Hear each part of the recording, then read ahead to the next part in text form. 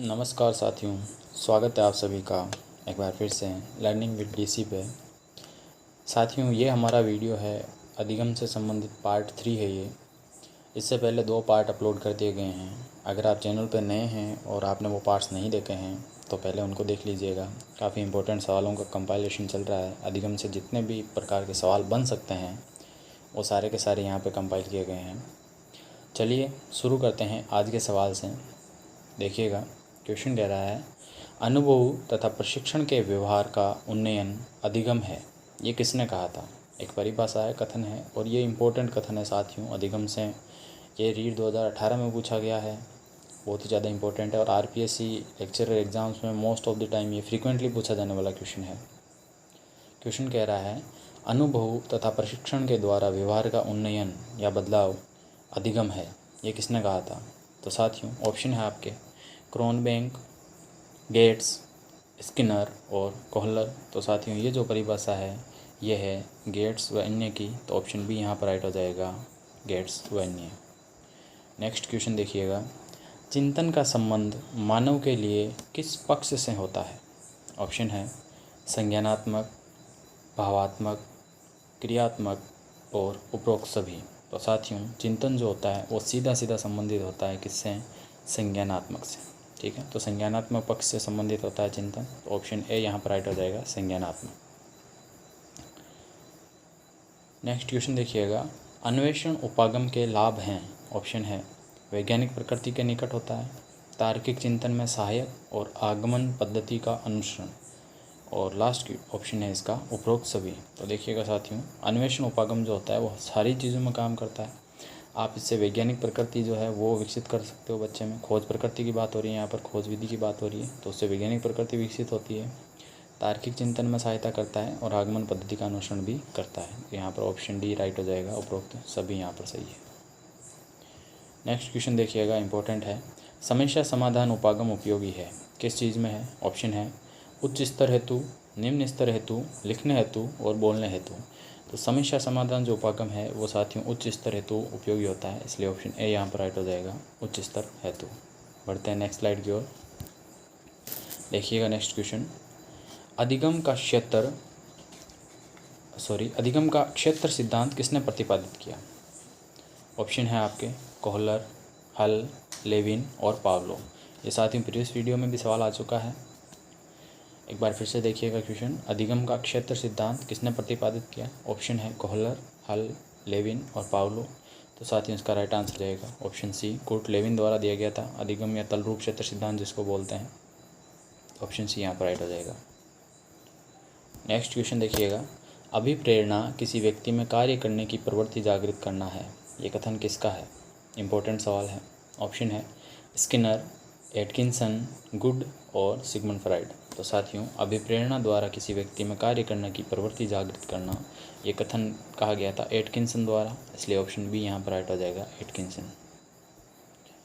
Next question देखिएगा, शिक्षण अधिगम का केंद्र है, ये सवाल रीड 2018 में पूछा गया है। शिक्षण अधिगम का केंद्र है, ऑप्शन है शिक्षक, शिक्षार्थी, कक्षा कक्ष और खेल का मैदान। तो साथियों आपको पता होना चाहिए कि शिक्षण अधिगम का जो केंद्र होता है वो कौन होता है? शिक्षार्थी होता है। तो यहाँ पर बालक या शिक्षार्थी, ऑप्शन राइट हो जाएगा, ऑप्शन बी शिक्षार्थी। नेक्स्ट क्वेश्चन देखिएगा, सिगमंड फ्राइड के अनुसार जीवन मूल प्रवृत्ति का संबंध होता है। जीवन मूल प्रवृत्ति का संबंध किससे होता है? सिगमंड फ्राइड ने 2 प्रकार की जो है यहाँ पर मूल प्रवृत्तियों के बारे में बताया था, एक मृत्यु मूल प्रवृत्ति और एक जीवन मूल प्रवृत्ति। तो यहाँ पर मृत्यु मूल प्रवृत्ति नहीं पूछा जा रहा है, जीवन मूल प्रवृत्ति पूछा गया है। तो देखिएगा बताना है इसका संबंध किससे होता है। ऑप्शन है मृत्यु से, ऊर्जा से, इच्छा से और विनाश से। तो साथियों जो जीवन मूल प्रवृत्ति होती है उसका सीधा संबंध होता है ऊर्जा से या किसी भी प्रकार के निर्माण से। तो ऑप्शन बी यहाँ पर राइट हो जाएगा। वहीं अगर आपसे पूछ लिया जाता कि मृत्यु, तो मृत्यु का सीधा सा जो संबंध है वो किससे होता है? विनाश से होता है। ठीक है, नेक्स्ट क्वेश्चन देखिएगा फिर, अभिप्रेरणा के संदर्भ में भूख है। ऑप्शन है आपके आवश्यकता, अंतर्नोद, प्रेरणा और उद्देश्य। आपको बताना है कि अभिप्रेरणा के संदर्भ में कौन जो है वो भूख होती है। तो इसका राइट आंसर हो जाएगा साथियों ऑप्शन बी, अंतर्नोद। ठीक है, तो ये किस प्रकार से होता है, तो देखिएगा एक जो इसके लिए सिंपल सा आप कह सकते हो ट्रिक जैसा कुछ है। Motivation is equal to I N और डी, इस प्रकार से काम करता है ये, ठीक है। तो यहाँ पर ये मोटिवेशन होता है, इंडीड होता है, यहाँ पर नीड्स होता है और फिर ये ड्राइवर होता है, ठीक है। तो अंतर्नोद जो होता है वो अभिप्रेरणा के लिए भूख की तरह कार्य करता है। नेक्स्ट क्वेश्चन देखिएगा, मैस्लो के अनुसार द्वितीय स्तर पर उत्पन्न होने वाली आवश्यकता है। मैस्लो ने आवश्यकताओं के अलग अलग स्तर बताए थे, उसके आधार पर द्वितीय स्तर पर कौन सी आवश्यकता उत्पन्न होती है ये बताना आपको। ऑप्शन है सुरक्षा संबंधी आवश्यकता, शारीरिक आवश्यकता, समूह संबंधी आवश्यकता, आत्मसम्मान की आवश्यकता और आत्मसिद्धि की आवश्यकता, ठीक है। तो मैस्लो द्वारा जो है ये मांग सिद्धांत या फिर आवश्यकता का जो सिद्धांत दिया गया था, मानवतावाद का सिद्धांत, तो इसका राइट आंसर हो जाएगा साथियों ऑप्शन ए, सुरक्षा संबंधी सहायता जो होती है वो द्वितीय स्तर की सहायता होती है। और यहाँ पर ध्यान ये रखना है कि जो आत्मसिद्धि की आवश्यकता होती है वो मैस्लो के अनुसार सर्वोच्च होती है, ठीक है। तो सबसे बड़ी जो आवश्यकता बताई है, जो लास्ट की होती है सबसे, वो होती है आत्मसिद्धि की आवश्यकता। नेक्स्ट क्वेश्चन देखिएगा, प्रेरणा व्यक्ति की वह दशा है जो उसे निश्चित व्यवहार के लिए निश्चित लक्ष्य की ओर उत्तेजित करते हैं। ये कथन किसका है? ऑप्शन है McDougall, Guilford, Crow and Crow और वुडवर्थ। यहाँ पर पूछा गया है साथियों कि प्रेरणा व्यक्ति की वह दशा है जो उसे निश्चित व्यवहार करने के लिए निश्चित लक्ष्य की ओर उत्तेजित करती है। तो इसका राइट आंसर हो जाएगा साथियों, ये जो कथन है ये कहा गया था वुडवर्थ के द्वारा। इंपॉर्टेंट परिभाषा है, ध्यान में रखिएगा। ऑप्शन डी यहाँ पर राइट हो जाएगा, वुडवर्थ। नेक्स्ट क्वेश्चन देखिएगा, चिंतन मानसिक क्रिया का ज्ञानात्मक पक्ष है, ये कथन किसके द्वारा कहा गया था? ऑप्शन है गैरेट, रोस, वैलेंटाइन और इनमें से कोई नहीं।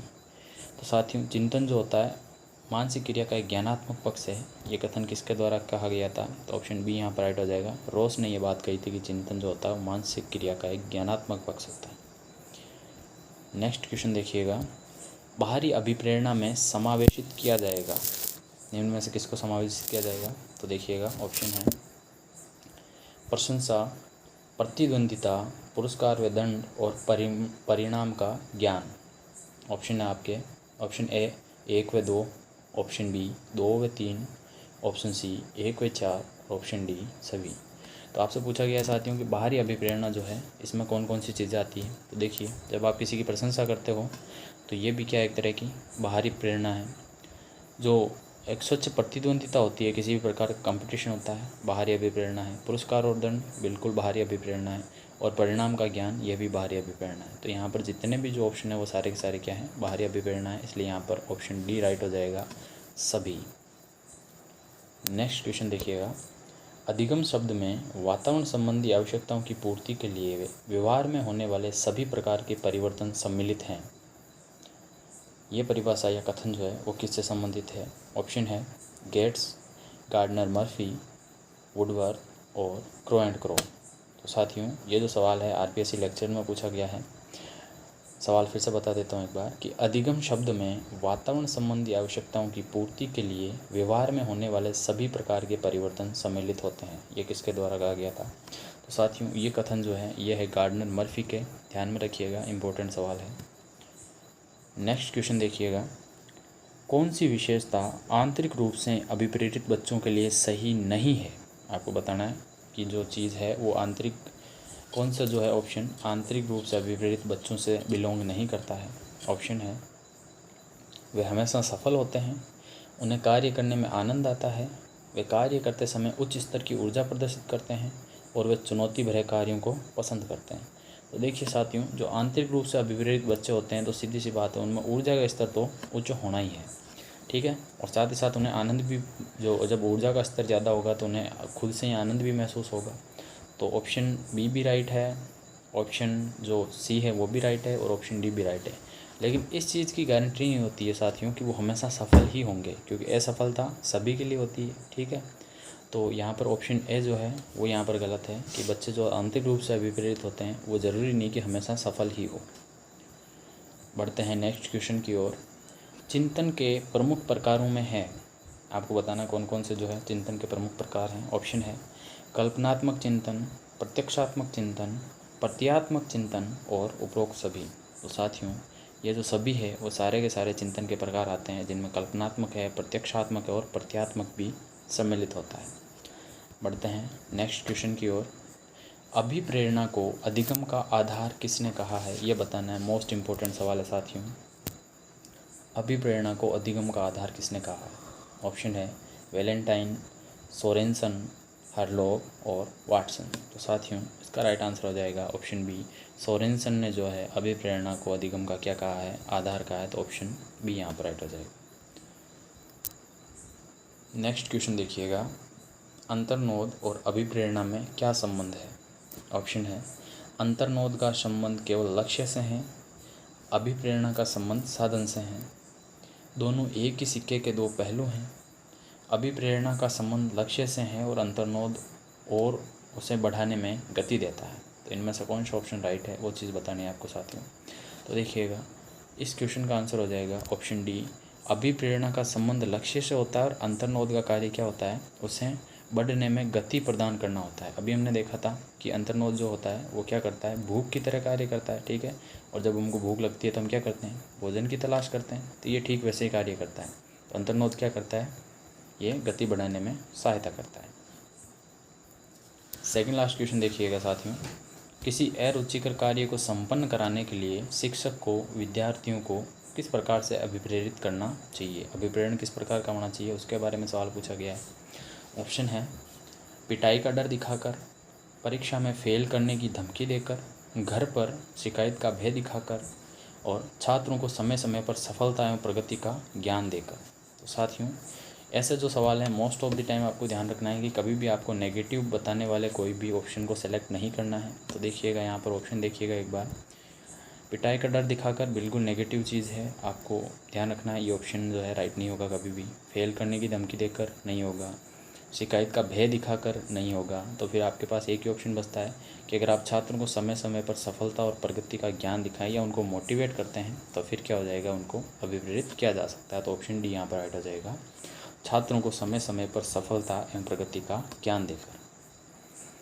और बढ़ते हैं आज के लास्ट क्वेश्चन के तरफ। देखिएगा, जब दो अभिप्रेरणाएं आपस में मेल नहीं खाती है तो परिणाम होता है। इंपॉर्टेंट सवाल है साथियों, रीट 2018 में पूछा गया है कि जब दो अभिप्रेरणाएं आपस में मेल नहीं खाती है तो उसका परिणाम क्या होता है। ऑप्शन है आपके दुख, कुंठा, द्वंद्व और प्रत्याहार। तो देखिए साथियों, जब दो अभिप्रेरणाएं आपस में मेल नहीं खाती है तो उसकी वजह से द्वंद्व उत्पन्न हो जाता है।